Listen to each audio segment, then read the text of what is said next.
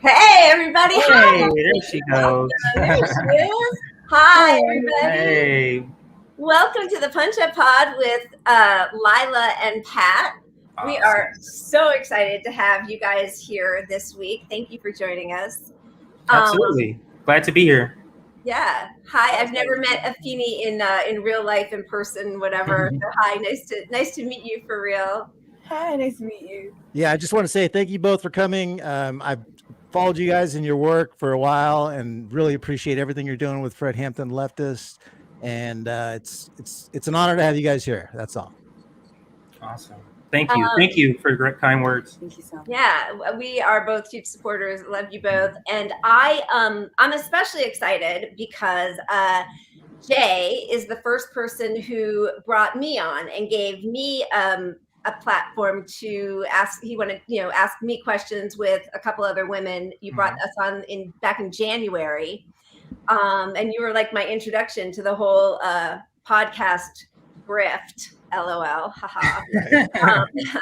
But I really appreciate that you did that. And we wanted to talk to you guys about a million things, but mostly right now, what I think a lot of us are kind of dealing with and frustrated, struggling with, feeling furious about is the dialogue, what's the difference between unity and solidarity. And it's just a quick little story. What I wanted to say is the day that Jay brought us on, 3 white women, to his show, it was right after the January 6th insurrection. And it was a couple days later. And AOC had put out a tweet about the horror that she was feeling and the trauma. And you mentioned that a lot of people in this country are feeling horror and trauma. So let's stop it all being just about one person. And you got a lot of blowback. And I so admired and was appreciative that you right away reached out to us before we were coming on to explain what you were trying to say, but say, I know this might have made you feel uncomfortable. I totally understand if you don't want to be there, or we can discuss it. And I guess I'd like to start with that, is that I love all of your approaches to this is an ongoing discussion and we should never shut down discussion. That's what I'm with. Yeah, but to your point about the situation that happened with AOC and how I reached out to you, I just think that I think I'm newly left, because some of you have been leftists for more than 2 years, and I'm coming up on 2 years where I really consider being grounded in left ideology. Now, before that, I was a liberal, but I always was teetering on something else. I just didn't know at the time. At the time, I thought it was independence of the Democratic Party, without understanding that I really was a leftist. So I think that believing that you're at your final destination when you're talking about how you're going to think, your ideology right now is just ridiculous. You're going to evolve, you understand more. I've evolved a lot. If I were to tell you some of the beliefs I used to have, I talk about this with RJ a lot, because RJ used to be a conservative itself. Just some of the old beliefs we used to have, and we have to allow people to evolve as long as we feel like it's genuine and not fake, like a lot of politicians do the fake evolution. But that's not what I'm talking about. So I think I've spoken enough. I'll let Afeni speak. Hi, Afeni. I would definitely say that, the conversation between unity and solidarity is one that should have been had a long time ago. A lot of the historical progress that most of the left points to is like FDR and those progressive measures that he put in place, LBJ, and things like the Fair Housing Act. They praise these things, and what they leave out is that FDR said almost explicitly that Black people were not protected by a lot of those social programs, and only 2% of Black people actually got their GI bills as well. So if we're left out of labor protections, we're not getting the GI bills. So all right, well that didn't include us. And then LBJ did the Fair Housing Act, but Black people are still being discriminated against. Our neighborhoods are still redlined, and because of that, the racial wealth gap is astronomical. So you praise all these things, but you leave out the context and the nuance that Black people are still struggling through these same things. And all of the progress that white people saw, Black people don't see that. When America has a cold, Black people have pneumonia, period. Yeah. I love that. And I love that analogy when we're looking at the comparison of Black and white in America. I think that unity, or to me, unity, I used to be all about unity because I used to be a liberal. I used to be all about the Democratic Party. And unity at that time was, I might disagree with you. You might be a pro-choice Democrat or, anti this, you know what I mean? But let's come together for the greater will of beating the Republicans. And that unity always forgets Black struggle, because the things that are left behind, the things that are not talked about, are always our issues. And we can talk about that in the context of this last election, where it's, Black issues. You guys been saying this for years, but now's not the time. We got to get Trump out first. Then we just can come stole back. my comment.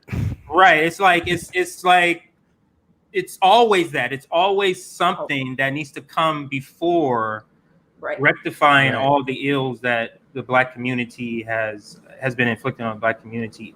And I might say intentionally by this government and, its allies through capitalism and as such. So and absolutely no embarrassment from all the liberals who said Black voters will save us. Right. And then it's like, just shut up and vote. Right. Crazy. Right. It's always framed as in the important thing is that Democrats win beyond everything. So exactly. you can suppress any important issue in hiding it in Trump bad.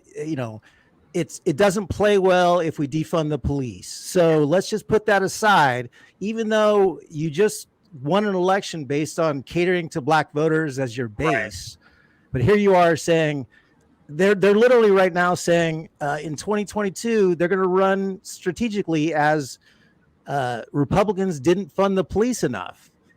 I mean, how fucking batshit crazy is that? And the thing is, Pat, summer of protests. The thing is, Pat, the Black community will just go out and vote for them.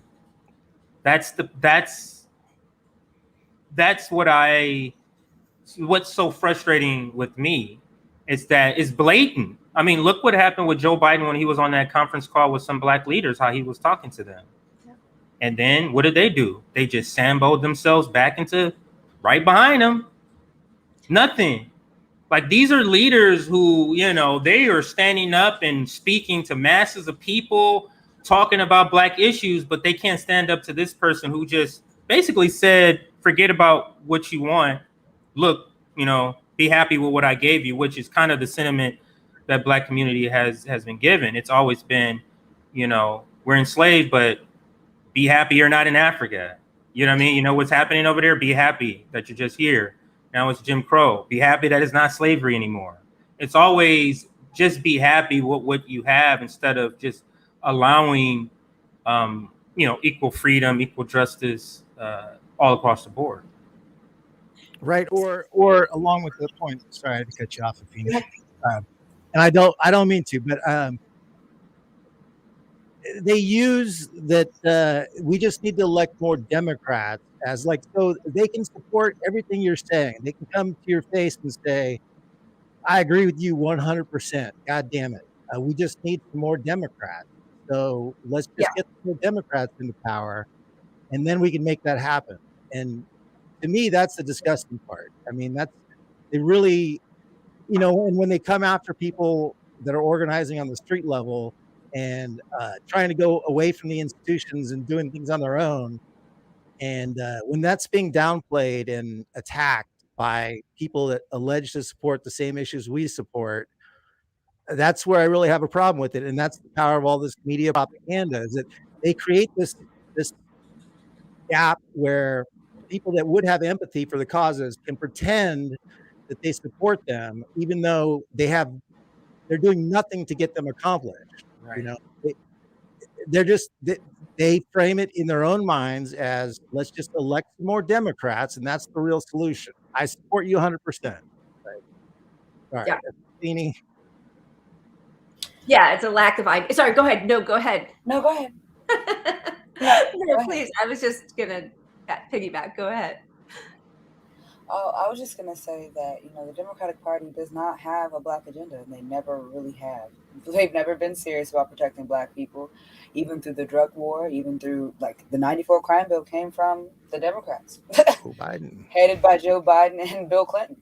It was Democrats that, Joe Biden was a Democrat that was head of the Senate when the Anita Hill thing happened, and Clarence Thomas was confirmed to the Supreme Court.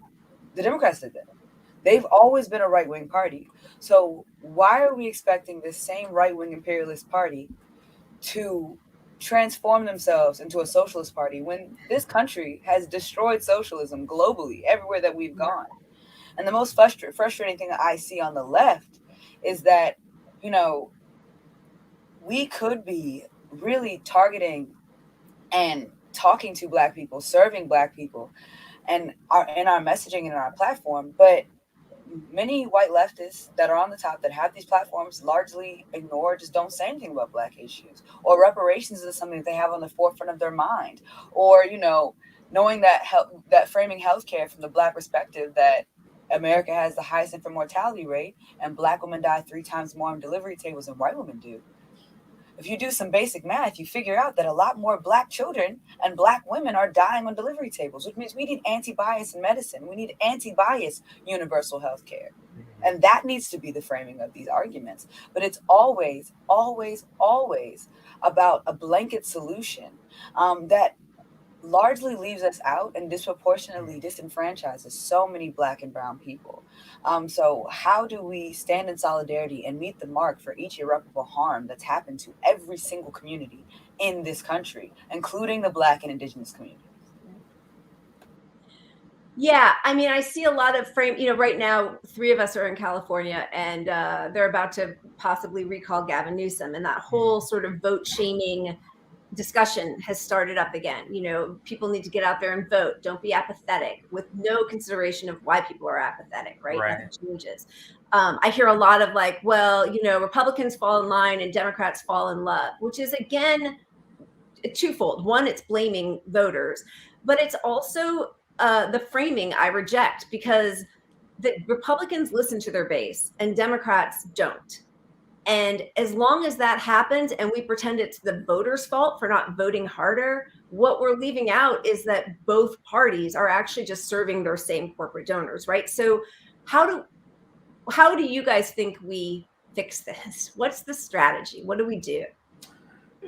Well, I think the only answer is a direct action.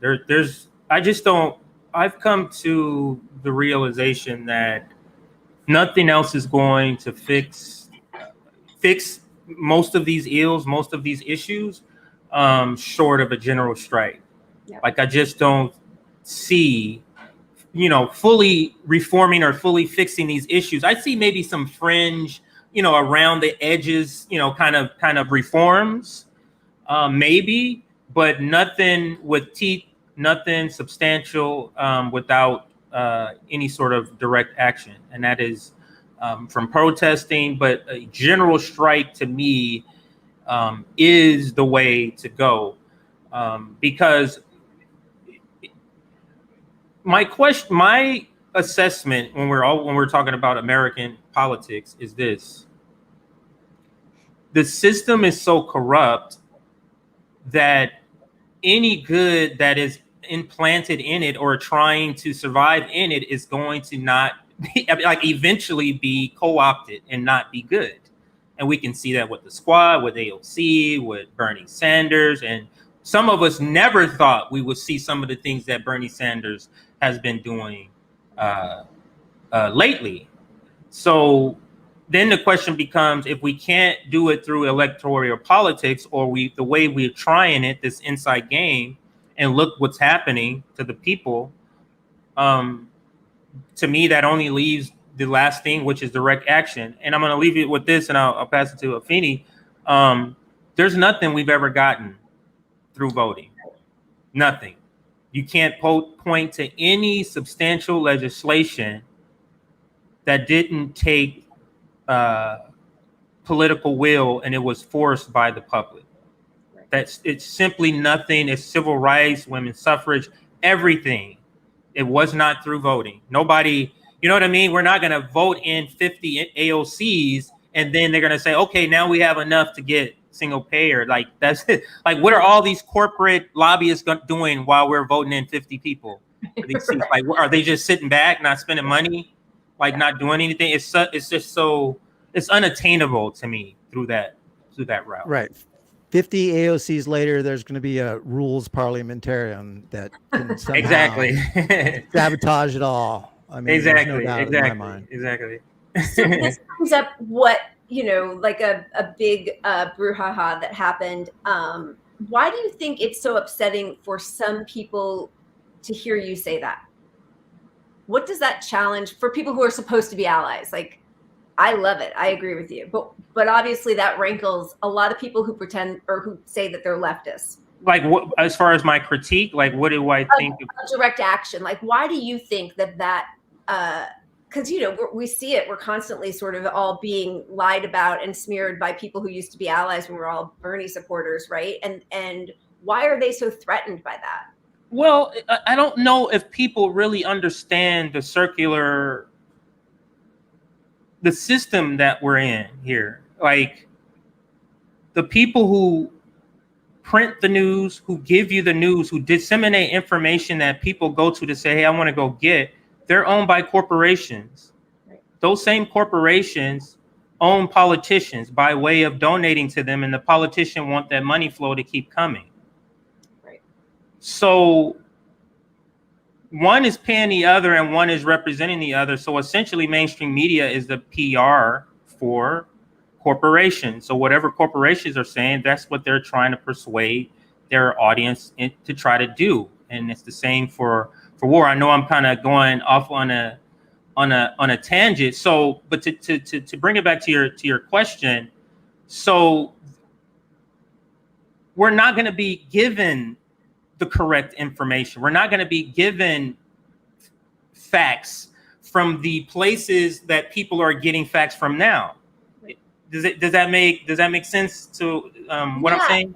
Like, you're not gonna look to CNN, to MSNBC, to Fox News to gain facts. That's not the place to go for that. And I don't think that enough people understand that. Like, there's too many people who believe that they're informed by watching things like this. And these entities are never going to say, hey, the working class need to get out and do a general strike.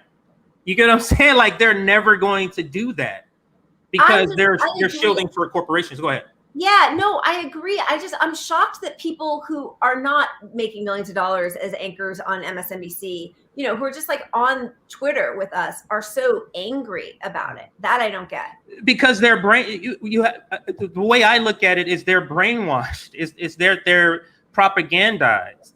Like I said, all the information they're getting is from corporations. All the information that's been filtered to them is all through the corporate lens. So they truly believe it's their belief, but they're working against their own interests. I guess is what we're both getting to. Is that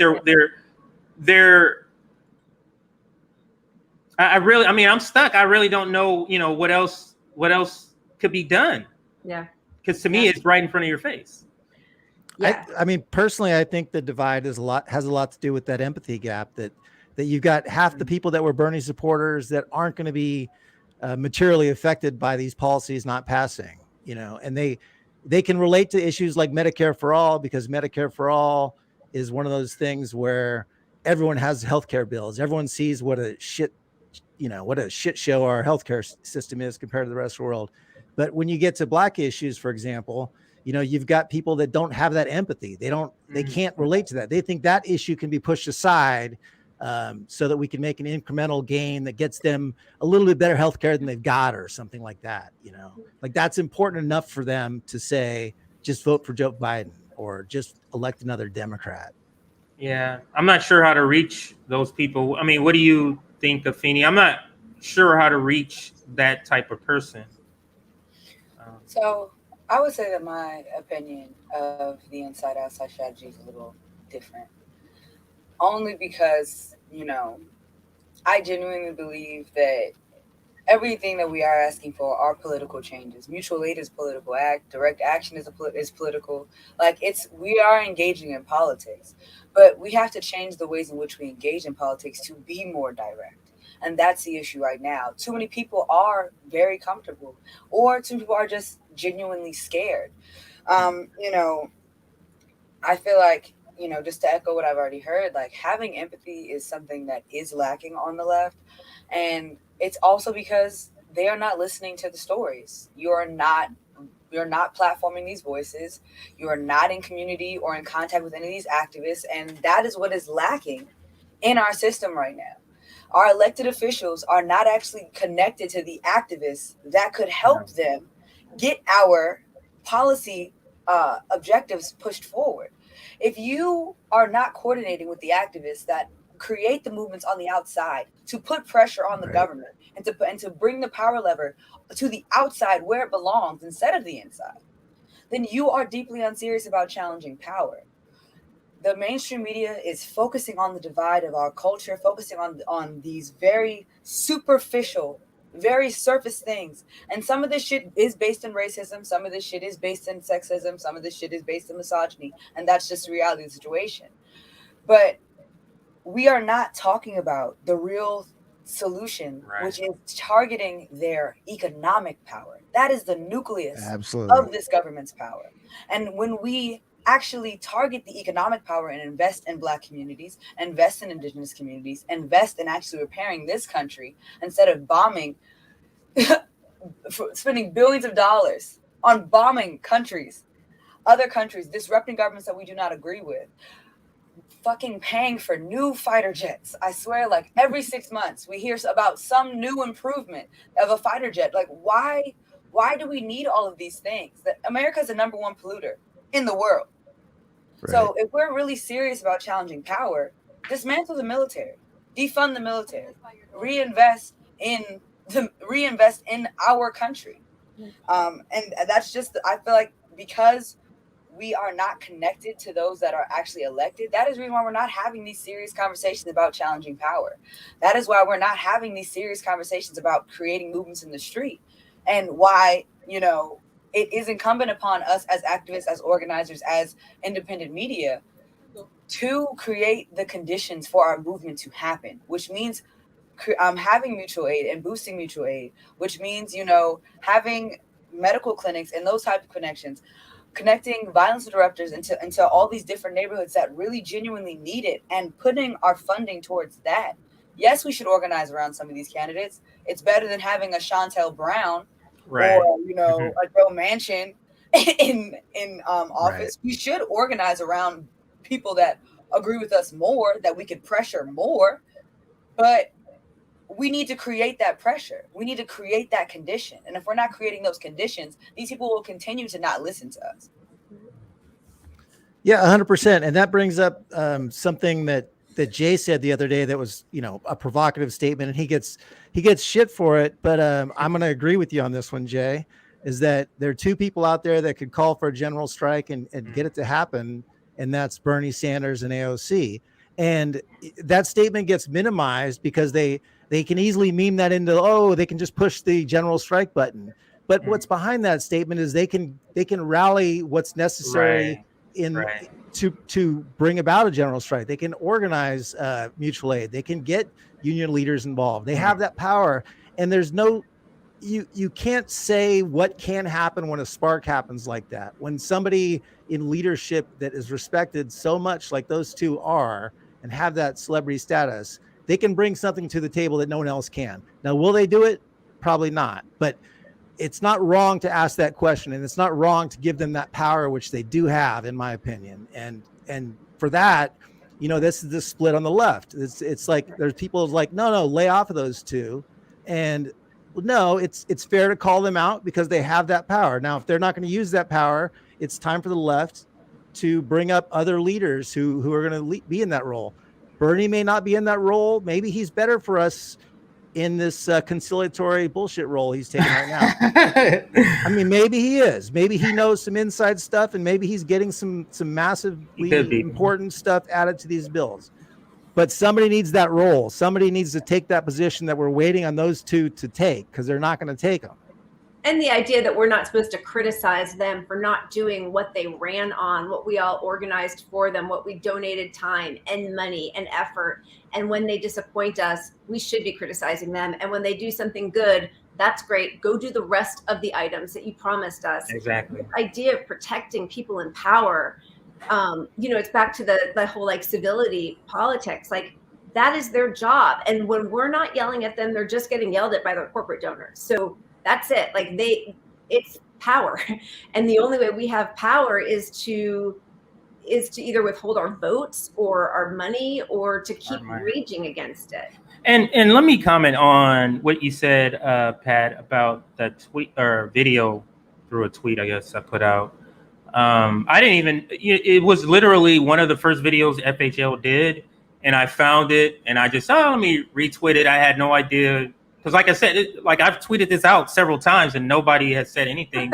But on this day, for some reason, you're a target now. Yeah, on this day, for some reason, it blows up. And I think the vast 90% of the people got the gist of what I'm saying, and that was what you just described.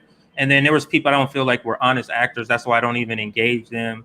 They can't do this. And obviously, I'm not saying they can snap their finger and then everybody's going to walk out of their job. I'm saying, just like you described, they have the gravitas, they have the influence to tap into passion, which is required for a general strike. Those two people. Right. Those two people have the influence to tap into passion that get people started that otherwise would not. And that's simply all what the point that I was making. Of course, they can't go like this and then everything falls in place. That's not the point. And I don't think anyone who read that took it, or who saw that took it seriously, thought that. But absolutely. And more so maybe Bernie. Listen, Bernie Sanders was outraising corporate candidates. And you're trying to tell me he doesn't have the influence to get people out into the streets? I mean, he's getting them to come in get out of their pocketbooks and donate money regularly. Right. You know what I mean? Packing, stadium, 17,000. Nobody's coming close. Maybe Donald Trump. Yep. And he has the influence to where he at least can pack a stadium and talk about a general strike. Yeah. That's getting the ball rolling. He can go on a general strike tour and do several stadiums in different parts of the United States. He can do that. That's getting it started. That's simply what I mean. And imagine if they did it together. Imagine if they crisscrossed the nation together, galvanizing people just by speeches. Yeah. Just by giving speeches and talking and breaking down, like what Bernie Sanders did, breaking down economics. Like, don't feel bad the situation you're in. Right. Don't think that it's you. You're internalizing. That's what capitalism gets you to do. Internalize your economic situation as if the outside forces has nothing to do with it, or as if they're less culpable, and it needs to be flipped. You get what I'm saying? So yeah. So that's what I think. If we're talking a general strike, and since we're on it, I'm going to throw this out before I pass it to Afeni. Just on my show a couple hours ago with Nick, I threw this idea out in a general strike summit, where it's not to plan a date for a general strike, it's to start to have the conversations. Have a day where we're talking about how to build mutual aid structure. Have Afeni kind of lead that, and just talk about that. And it's just a panel.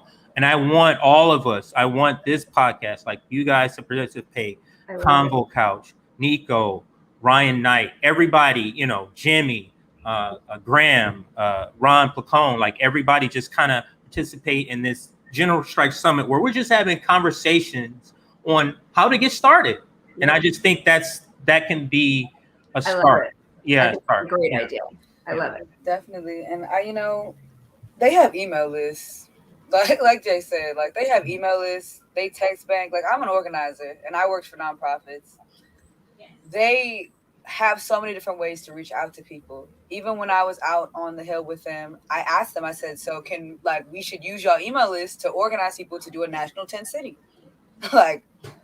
let's do organizing tactics like that. And I think that a lot of people, especially a lot of people in the independent media that have the bigger platforms, they don't want to admit that they were wrong. They were dead wrong about, how to go about this strategy, about where the power actually lies. They were wrong. And they have, Brianna Joy Gray said this earlier on her podcast, but they have a tendency to demobilize people because of the incremental foolishness they're feeding people. If we are going to rely on electoral politics, we need to rely on electoral politics because the people are the power, not because these people are celebrities and they need to be protected more than Black people need to be protected, more than we need healthcare, more than people need housing.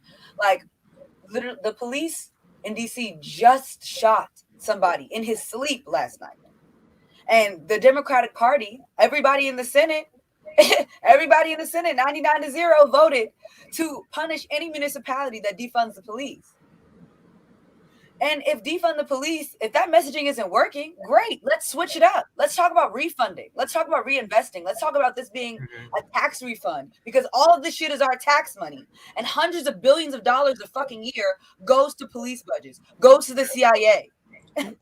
Goes to all these surveillance arms instead of actually taking care of us. Why are we not having those conversations on the left, especially these left leaders that say that they support activists and our demands? And one of the main ones, especially from Black activists, is that we need to defund the police, that we need to shrink the size and scope of the police. And we can't even get that. We can't. We're focusing on the PRO Act right now. Yeah. What is that doing?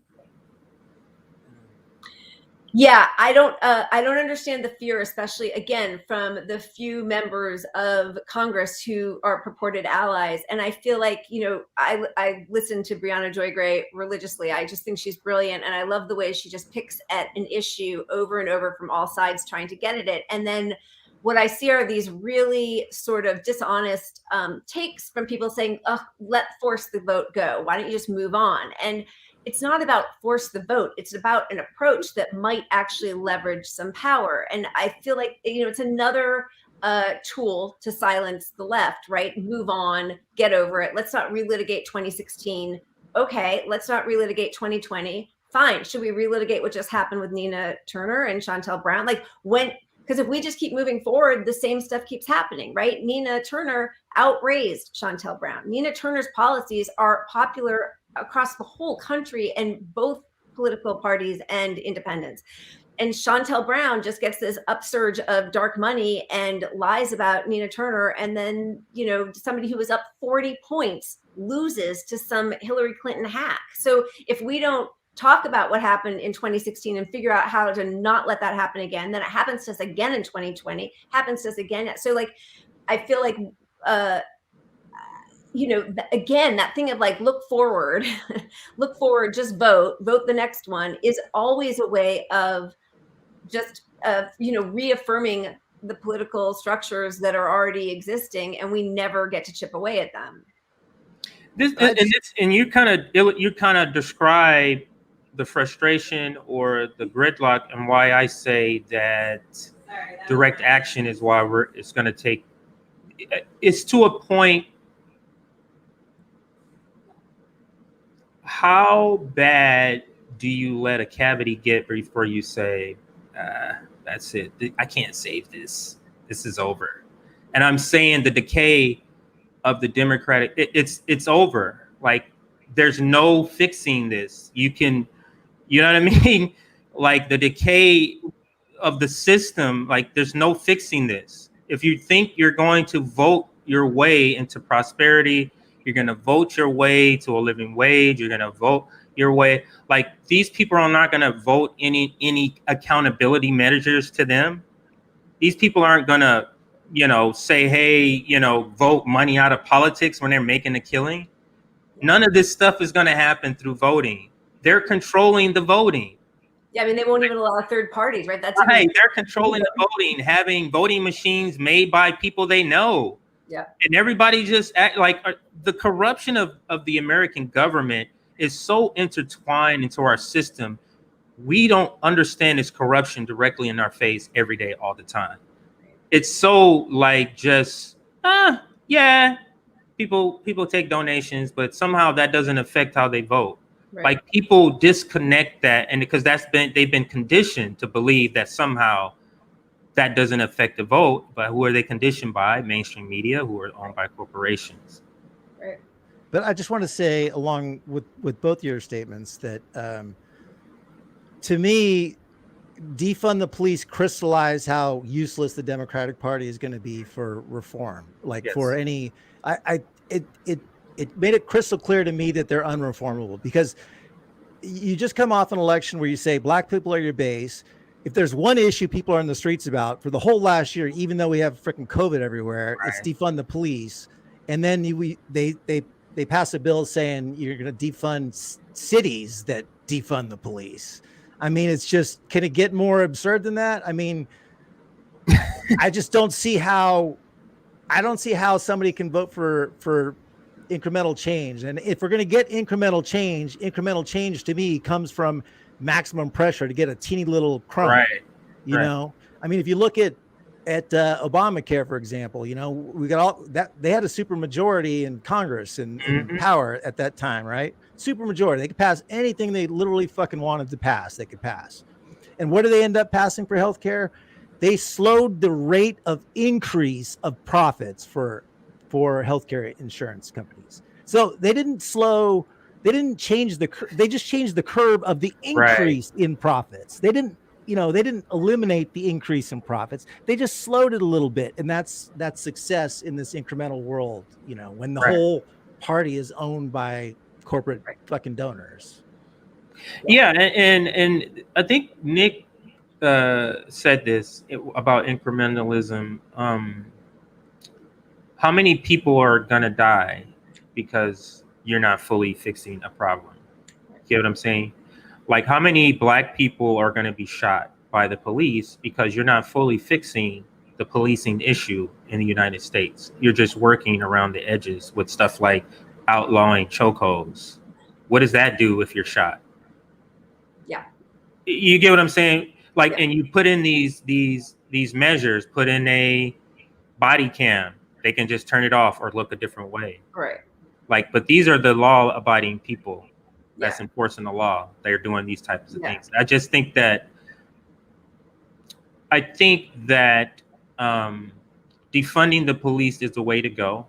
And this is something I didn't know before I interviewed Alex Vitale, if you've ever heard of him. He wrote the book, The End of Policing. He was talking about this defund the police years ago, and he called it divest and invest. That's what he called it at the time. And maybe we should take on, I think I asked him, I'm like, do you think it would take better traction if we use divest and invest instead of defund? I forget what his answers were, but if it's the slogan, if it's the name, let's go with that, divest and invest. No, because I mean, sorry, and maybe you're right, but no, because the same people who are like, I agree, but I just don't like the slogan. Go explain the slogan then. And they're the same people who 4 years ago, 5 years ago were like, I just think that Colin Kaepernick's being really disrespectful. Right. Fuck you. And now they're like, no, that's the way to do it, right? Like they're always going to have a problem with the tone of the message. They never like it. And then when something happens, then they're like, no, I was with you all along. I didn't agree with your methods or the way you phrased it. So yeah, maybe you're right, but let's face it, it's never about that. Absolutely not. What I wanted to kind of tie in to that is the reaction in Washington, for example, with Afeni. When you're out there protesting, you're able to actually see these reps in person, like when they're hearing you speak, because I know they're hearing you, because there got to be a mic around there somewhere, or hearing other speakers too. Like, are they kind of in agreement? Are they kind of just like stone faced? Like, I'm trying to get an indication. Is is the pressure not to do nothing that great, or they just don't have the will? Because AOC describes being sort of tortured her first couple of years. So I'm just wondering, Afeni, do you get a sense in person, like when you see them at these, like at this last march, did you get a sense like they were in tune with what the message was? You know, when I was at the Capitol with AOC and Corey, I asked them verbatim. I said, why was the ask not rent cancellation? Because people are still going to be in debt too much. They know what the messages are, but they just don't. The thing about, like, the thing that frustrates me the most, especially around the forced to vote conversation, is forced to vote is an active strategy that they can use at any time for anything. Mm-hmm. Right. Just the same way that Joe Manchin holds up whatever the fuck he wants to hold up, Mm-hmm. Bernie Sanders could do the same thing. Yeah. But he doesn't. Right. And, they have such a thin margin in the House. If they actually voted as a block, if even 5 of them voted as a block every now and again, they could really leverage their power. And I get the feeling that they know that. They definitely know that. So that's what makes me go back to the idea that we have to escalate what our actions are. We have to escalate our tactics. And whether that's, having like a real tangible ask, like, hey, we're going to have this march, and the consequence of you not responding to this march is we're going to all vote. We're going to organize around voting for a third party candidate in your district. Right. Or, looking ahead to 2022 and 2024, like the left needs to be looking at how to get leaders in office, how to build a movement around these leaders, and to make these motherfuckers terrified of us, terrified to cross us, or terrified to vote the wrong way. And that is the problem. They're not scared enough to vote the wrong way. They're not scared enough to not leverage their power. They're not scared enough to not be fucking weak and spineless. And, I've been around them, and I like them all as people. I'm not even going to lie to you. I do. But as politicians, they are not doing what the fuck they need to be doing. And as their constituents that organized around them, all of these people that donated to them, that put their, their faith into them, it is now time for us to turn up the pressure. Not only on AOC and the squad, but on the entire fucking government as a whole. Amen. Absolutely. So would you agree? Because my philosophy is, even for allies like AOC and Cori Bush, our pressure on them helps strengthen them as politicians, because it gives them, they can go to, not that Nancy Pelosi gives a rat's ass what they say, but it shows that there's this public pressure on them when even their own allies are forcing them to do this. That we're pushing them. So, like, we showed a study last week, maybe 2 weeks ago, who knows, but showing that there's a curve of what people want, voters want, and it's irrelevant to what politicians vote for. Like, how much the public supports or doesn't support a policy is irrelevant to the likelihood a politician will support that policy. But that changes when you get to the top 5% of people economically.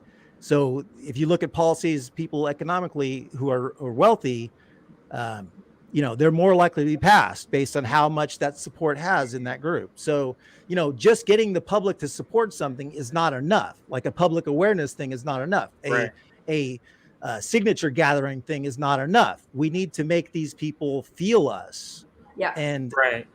in order to act in our interests. Yeah. Right. And it kind of goes, and it still goes back to what I was saying, like, direct action is so greatly needed for any sort of change at this point. And to finish the point I was making, the decay is so bad. Like, there's not going to be any good that breaks through. Like, I feel like people are waiting for a good person to break through this system. That's not going to happen. Yeah. Like, that's just not going to happen.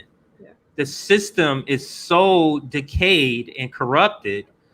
Right. It's just not going to happen that way. And it needs to come from the people, and the people have to rise up. The people have to organize, and the people have to be the ones that force it, to say, hey, either you do this or you all are coming out of office.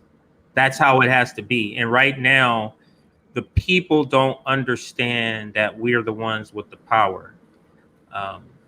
And I mean, it's by design. You divide people, divide and conquer is the strategy. You divide people, and as long as they're divided, the masses can't beat the minority as long as they stay divided. And that's essentially what's happening over just issues that you shouldn't be divided over, in my opinion. They need to be ready to be immediately removed from Congress. Like, that's how scared they need to be. Like, at the end of the day, we're not waiting 2 years. We're not waiting 4 years. We're not waiting 6 years to vote you out. Fuck that. If you do not vote the way you said that you were going to vote, then we are going to make sure that you get removed from Congress, and we're going to run a special election in your fucking district. And we're going to get somebody that we actually like, that actually likes us and our policies. Right. Yeah. This is not hard. You're like, are you going to be a one-term congressperson or not? Are you going to leverage your power or not? Because the whole fucking point is not to make a fucking career out of being a public servant. Right. Yeah, and I think there's a lot of propaganda against that message because, you know, like you look at Bree brought that comment up. She's just having a discussion of ideas about, like, you know, what if AOC said, "Hey, fuck it, I'm going to be a one-term congressman." Like, what would be the outcome? What would be the consequence of that? And she's just having this discussion about that, and she gets smeared as this radical extremist that's going to cost Democrats seats, you know. But we have to have that discussion. We need to, unless we have these discussions. And I love the idea of the General Strike Summit. I mean, that's gold. Yeah, I like that idea. Yeah, that's really a smart idea. You know, the idea that, like, we have to be nice in order, you know. AOC and Bernie Sanders right now are not scaring anybody. Right. When Bernie was scaring somebody, it was when he was having 20, 30,000 people show up to his rallies. Exactly. And they shut him down. And I hear this thing from a lot of people on the left, like, well, if only, you know, if only he were nicer. If only Nina Turner hadn't called Joe Biden a half bowl of shit, you know? Well, Kamala Harris got on national TV and called Joe Biden a racist segregationist, and he made her VP. So it's not about being polite. It's about nobody is scared in the corporate halls of Kamala Harris. But they were nervous about what would happen if Nina Turner got there and leveraged power, or if Bernie Sanders used his power, as you said, to galvanize hundreds of thousands of people who supported him. So it's all about fear. And I think so many people, liberals, do not understand that politics is just a game of fear and power, and trying to be nice gets you nowhere. Right. Well, that's what they've been told. That's what they've been told worked by the people on TV. So, you know, that's what they go with. I'm sorry to interrupt you. Go ahead. No, not at all. But you're right. And the people on TV in some situations are Bernie Sanders and AOC. You exactly. Know, when you're giving Biden compliments on being progressive and an A+ and saying things like that, all that does is placate people that feel like they're progressive. Like, well, this is the best we can do if AOC is even saying this is good. Exactly. You know? Exactly. They are I don't know, they're the furthest point. This is what Nick says all the time. Like, AOC and Bernie Sanders, they're the ones who stop the conversation, how far left the conversation can go. So if they never bring up Julian Assange, for example, that can't be part of the conversation as coming from the leftists because they didn't bring it up. So they have a lot of power. They don't choose to use it. I don't know. It's just so baffling to me, just the change in Bernie Sanders and the change and what I thought was AOC from years ago. I don't understand. Well, let me say it a different way. I understand it in the sense that maybe there is some sort of pressure, gigantic pressure. But I asked Nick this question: is there something that they can offer you if you were an elected leader to be co-opted by the Democrats? And he was like, no.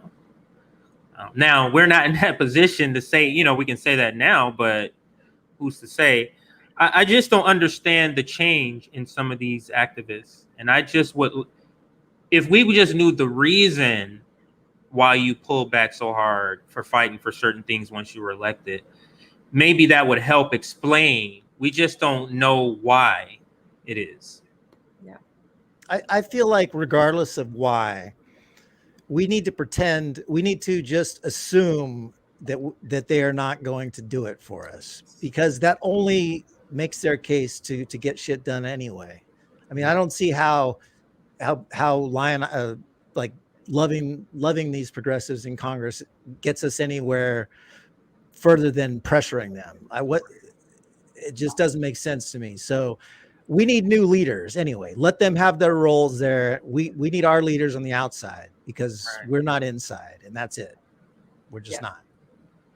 We're not, and I don't know if we ever are. Like, do you really believe that a Bernie Sanders could ever be in the circles of, the corporate leadership on Pelosi level? I really don't. Right. I really don't see corporations, the oligarch, all of those in power, really allowing that to happen. I just don't. I don't see it happening, and that's the reason I'm going back to it. We have to talk seriously about a general strike. We have to begin to have conversations on, yes, what are people's fears? It's the biggest things. How are we going to support our family? How are we going to have money? That's the conversation we need to attack. We need to attack that conversation.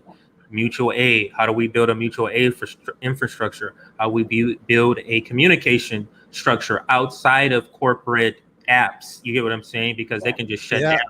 So we have to talk all about these types of things. And I think, like you said earlier, the General Summit is a good way to get started. I'm in. 24 hours a day, 7 days a week. We should have a fundraising, mutual aid, get it going, awareness going. I'll take the midnight to 4 shift. Right.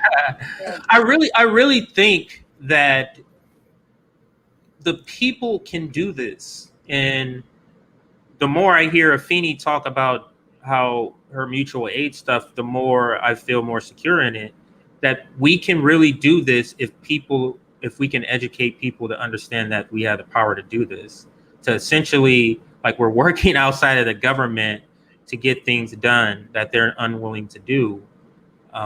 And, at the same time, we're direct action, trying to get corruption out of our government, so it's two-pronged. And maybe the reason a lot of people are afraid of doing things, it's a lot of work. Like, it's a lot of work, and Americans especially are just better just going to their smart TV and pulling up and watching something and staying home, Netflixing and chilling. They don't want to think about the kids, the Palestinians that died in bombings. They don't want to think about these things. You get what I'm saying? So we have to break through that glass shell that Americans live in and say, hey, shake them up, wake them up. Mutual aid is just a bridge. Like, mutual aid, these infrastructures are a bridge. They're not the solution to all of our problems. But if we have a solid mutual aid infrastructure, if we have a solid infrastructure of power built outside of the government, then we can have a general strike and say, 120,000 people just stop fucking working. Say 1 million people just stop fucking working for a week, 2 weeks, 3 weeks. The conversation is going to change, Bernie Sanders is the third most powerful Democrat in Washington. He's the budget chair in the Senate. If he really wanted to leverage his power, he would. He's not going to do it. And that's just the reality of the situation. We are the ones that fund this government. We are the ones that elect these people. We are the ones that organize around these people. We need to do what they did in the anti-war movement. We need to be surrounding their shit. Okay? Like, what's up? Where's my money at? Where are my checks at? Where am I housing at? Right. Biden, you still owe me $2,000. Where's the rest of my money? A month. Where's the rest of my money? You still owe me health care. Where's the public option? Where's that at? You can't even do that. We can't even get to Medicare for all. You won't even do your promises. So now we need to be outside. We need to be outside. And I know people are very scared, to lose their job, to lose their housing, to lose their livelihoods. And that is how capitalism is set up, to make you depend on these slave wages in order to survive, to barely survive. And the whole point of mutual aid, the whole point of creating these bridges, the whole point of creating these infrastructures is to, number one, create that security. So that way we are taking care of our comrades through these moments. People that are afraid of losing their housing, people that are afraid of losing their jobs, are afraid of losing their income. We need to have a general strike fund that we can help people pay their utilities out of. Because people, like, this is going to cause issues, and people know that. Right. But how do we radically love each other enough to care for each other and to meet each other's needs during this time? Because it is going to take all of us. And, then and only then will we get the type of response that we want to get. Yeah. And I agree 100%. And I think you brought it up on some show you're on, Afeni, where you suggest the idea of tent cities in front of the Capitol for some of these people that, you lose if I lost my job, I would be public front and center. First off, can I get some mutual aid, feed me? And I'm going to stay here and raise some fucking hell, for these people. We're going to set up mutual aid markets on the stairs of each Capitol. Now here. And by the way, they know that that's the next step, which is why the increase in the police funding has happened. I mean, let's face it. Right. But I think it's important that we can't wait for the perfect moment. I mean, we're in a fucking pandemic and our government is treating us like shit. If this isn't a perfect moment, what is it? So we can't wait for the perfect. We got to get out there. And that's why even this October 15th general strike, it's going to be small. It's not going to be, what people want. And it's not a true general strike, but it's going to raise awareness of the possibility. I'm for it at this point. Yeah. I know we don't have the network set up we need for it, but we covered it on the show, I think a couple of times on the roundtable maybe, and then another side show. We support it. We absolutely support anything that's, trying to tear down capitalism, even if it's one day. But a sustained general strike is what it sounds like all of us are saying is what's needed. And we have to begin those conversations. General Strike Summit, I think that's going to be starting to happen because I think that's what's needed. Conversations need to happen. And I think you two need to be at the front of it. Let's make it happen. Yeah, we're behind you guys. We think, or alongside you, or however you need us. But thank you. I so appreciate both of your voices and all of the Fred Hampton Leftists out there.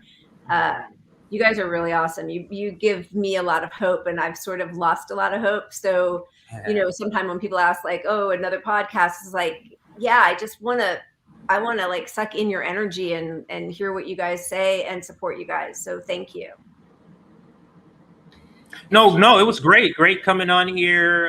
Really, it just feels like talking, with friends that we talk to all the time on Twitter and fight on teams with on Twitter. So no, this was great. Thank you for having me and for having us. Yeah, thank you so much. And I just want to address this comment in the chat. Nancy Pelosi's speakership vote would not have endangered any bill. First of all, Nancy Pelosi has a 37% approval rating nationally. She's one of the most unpopular politicians ever. Y'all could have chose literally anybody else, and it would have been just as good. So please.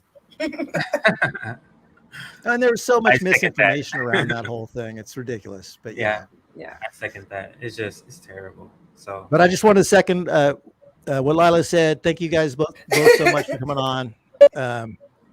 I'll throw a fuck Nancy Pelosi in here just because it's my show. So, but thank you guys. You're welcome back anytime. Awesome. Yeah, thank you. Guys. See you soon. Thank you. Bye-bye. Take care. Bye, everybody. Thanks for tuning in.